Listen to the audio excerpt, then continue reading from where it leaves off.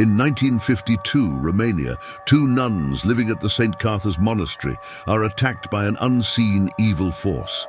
The surviving nun, Sister Victoria, flees from the attacker, a demon appearing as a nun. Her body is discovered by Frenchie. The Vatican sends Father Burke with Sister Irene to investigate. Inside the abbey, they meet the abbess, who informs them that the nuns observe silence during the night, so they need to return the next day. That night, Burke is rescued by Irene after being buried alive in the graveyard by the demonic entity.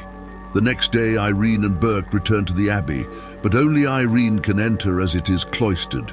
She meets the other nuns and learns that they are praying constantly, swapping in shifts to keep the entity at bay.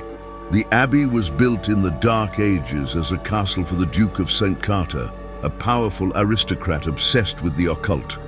The Duke summoned the demon through a rift in the catacombs, but was killed by Christian knights, who sealed the rift with a vial filled with the blood of Christ. However, the bombings during World War II reopened the rift, unleashing the entity.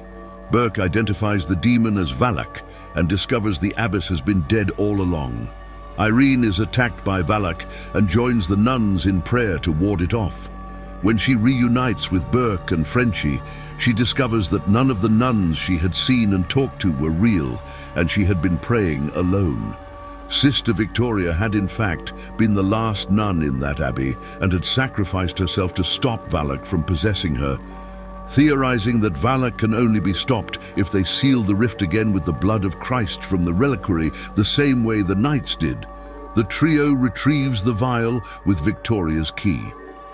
Irene asks Burke to elevate her status to a professed nun, which he does.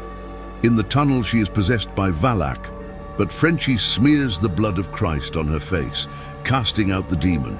Valak starts to drown her in a flooded chamber. Irene, who had kept some of Christ's blood from the vial in her mouth, spits it into the demon's face, banishing it as the rift is sealed. Frenchie resuscitates Irene and reveals his real name is Maurice. Unbeknownst to the others, during the attack, Maurice was possessed by Valak.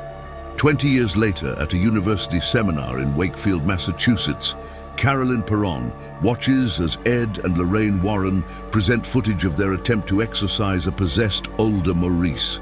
Maurice grabs Lorraine, showing her a vision of Ed dying, which initiates the Warrens' investigation of the Perron farmhouse haunting.